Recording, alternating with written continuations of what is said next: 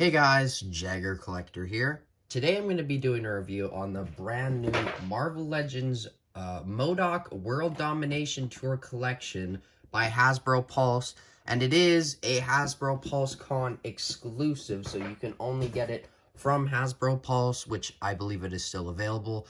Or maybe you'll find it on like your local classifieds or I don't know, your local comic store. But anyway, I got this set at GameStop Canada because they were taking pre-orders, but they were taking only a very limited amount, and my store got 10 people pre-ordered basically most of the figures, but they only got one of each, and I got every one of each, so sorry about that, but you know, at least I got my figures here, which is very, very cool because I'm very, very happy to have these. These are all great figures. The 3 sets that I got, I'm very happy with. So, without further ado, let's get into the Modok World Domination Tour review. Okay, so first off, I would like to start with the Modok. So, obviously, this is very much inspired by Elvis Presley. This, I don't understand how I'm holding. This is weird. How is this in my collection? I have a Modok who's Elvis Presley. Oh my goodness. Oh my goodness. Anyway, here is the previous version. So you can kind of see the differences are kind of very drastic on this one.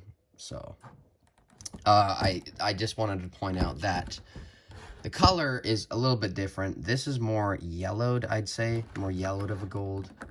This is I'd say it's a lot more shiny. This is more matte, you know. The hands and the legs on the old Modok are a kind of just a matte color, but the new ones are more shiny. And you can switch those around because they come out super easily. You can obviously see that the Modok has this kind of weird looking thing on his below his mouth, and then this one just has red.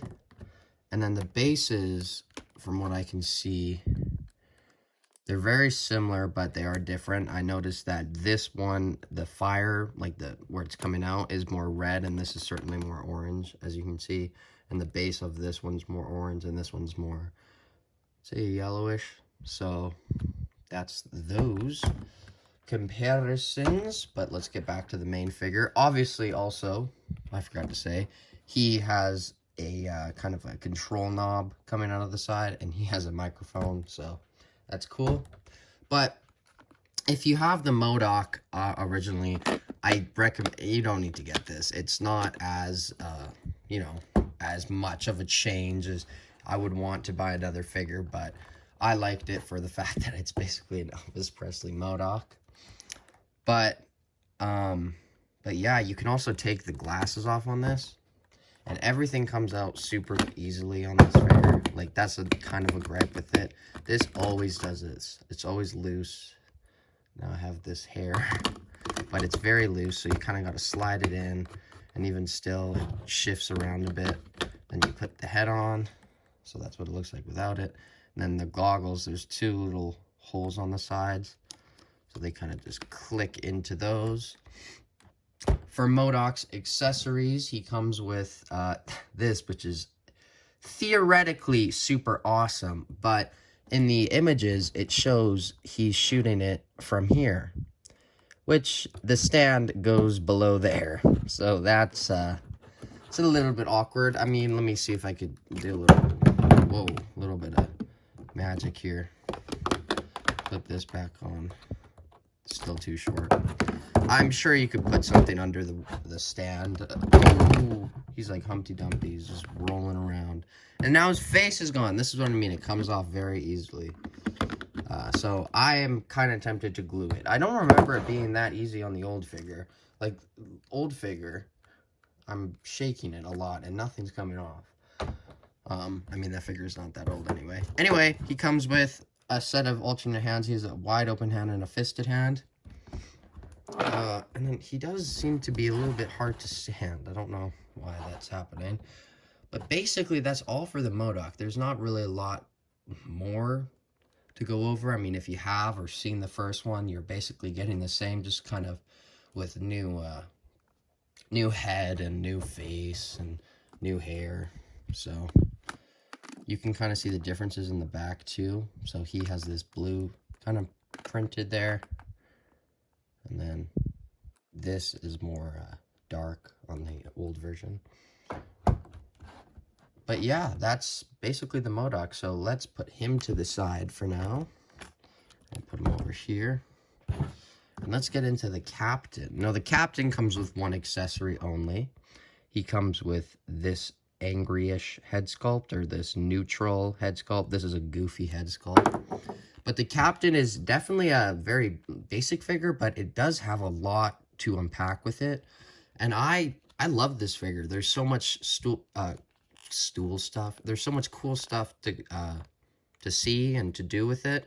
First off, I want to point off that I didn't know that this had butterfly joints.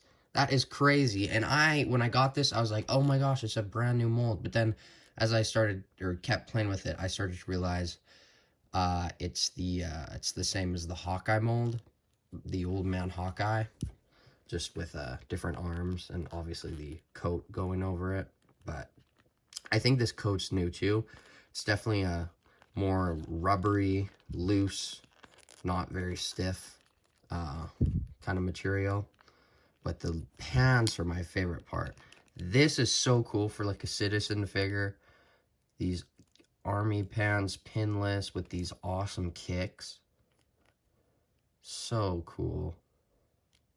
So cool. I don't know a lot about this set or these characters, but, you know, just the figures themselves are very, very cool. But there's not really a lot to go over with the Captain. I mean, he's butterfly joints. He has some very cool pants. Pinless, awesome kicks. Cool head sculpts. Now, that is the figures, okay? But the really cool part about this set, in my opinion, is the box. This is so cool because it is supposed to look like some sort of like case. I don't know. It must have a name, but I don't know what it's called. It looks like it too. If you look far away, it doesn't look like it's printed, but it's all printed. It's not metal. There's the back. There's some posters. There's like the clips. So that's cool. Top, Modok. Bottom has the same thing. But if you take this off, so this is kind of a just a little slidey part. So let's put that to the side.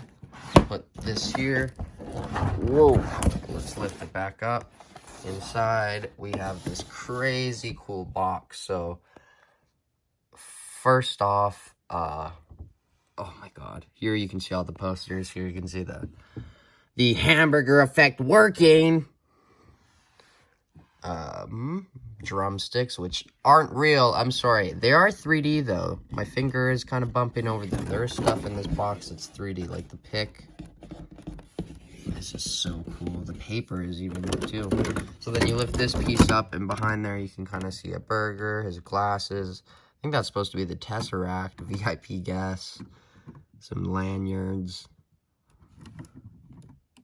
Yeah, and then George Tartalon, aim technician, and then in here is where all the accessories were. So yeah, crazy how I just spent what 2 minutes talking about cardboard. Awesome. Let's stop doing that and get into the articulation of the plastic.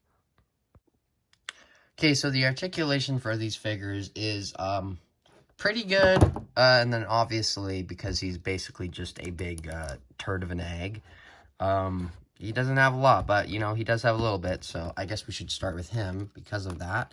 So there's no head articulation. There's nothing here. Obviously you can spin the base, you can kind of spin this part too. The arms go up 360. They go, it's weird to demonstrate it, but he can grab his glasses like that, which is kind of cool, but it's 360. No bicep swivel. Looks like there would be. Single jointed elbows, which, oh, this is so weird to demonstrate, but they don't go in that much, only like, obviously single joint. And then all the hands are up, down, full 360. Legs can kick forward that far. And then they do have an upper thigh cut. And then he has double jointed knees. This is so weird.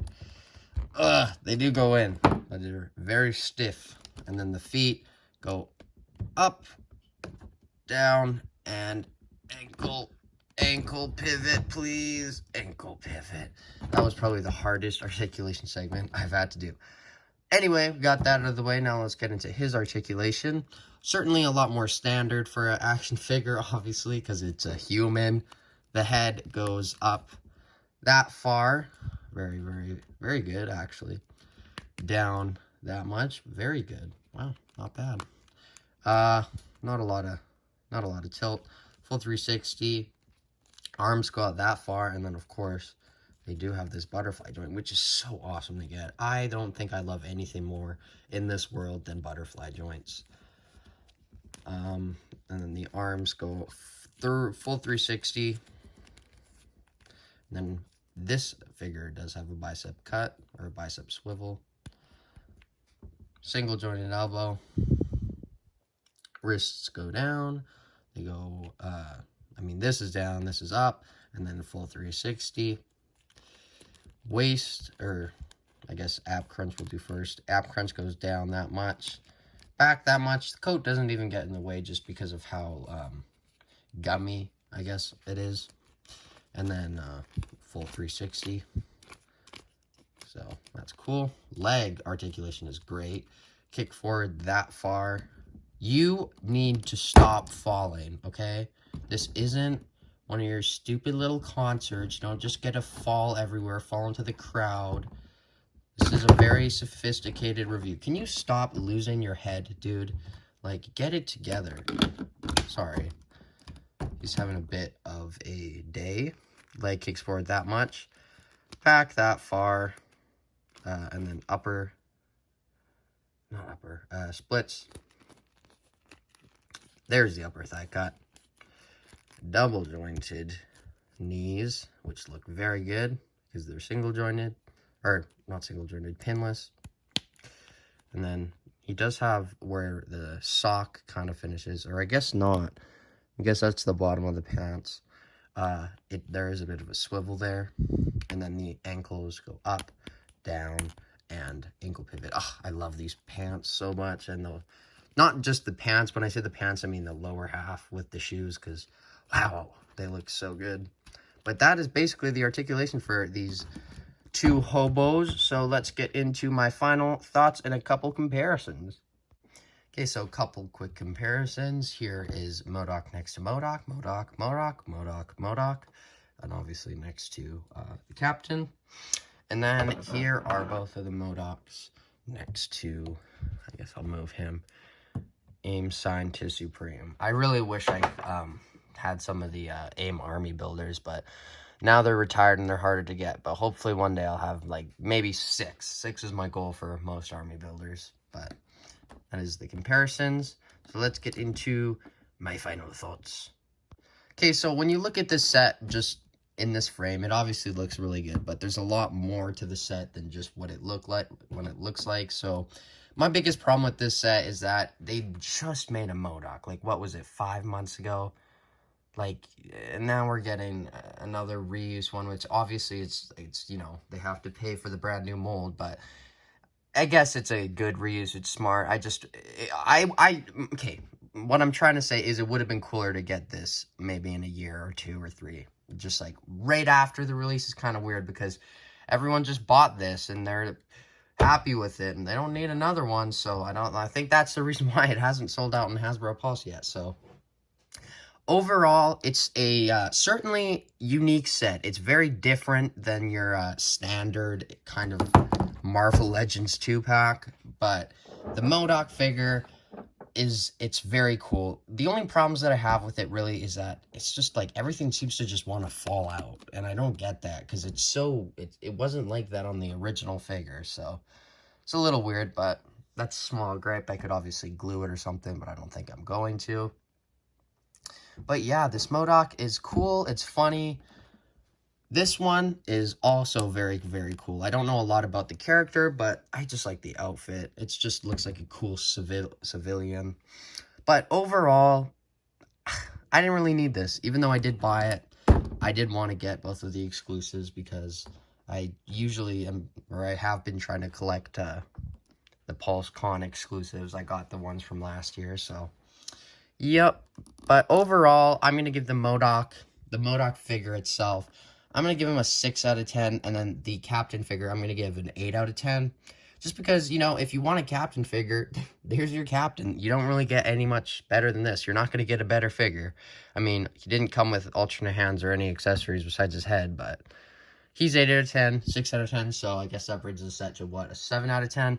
Not bad, but it's definitely kind of a specialty item. It's good for collectors who, it's a good set to be an exclusive because it's an easy pass for a lot of people. Therefore, you don't have to go out of your way to go get it. Like last year, for example, they did the Hellfire Club set, which everybody wanted, but they made it an exclusive. And obviously this year, they also made the Venom. So I think it's good to get stuff that's not super desirable, but it's a cool thing to have.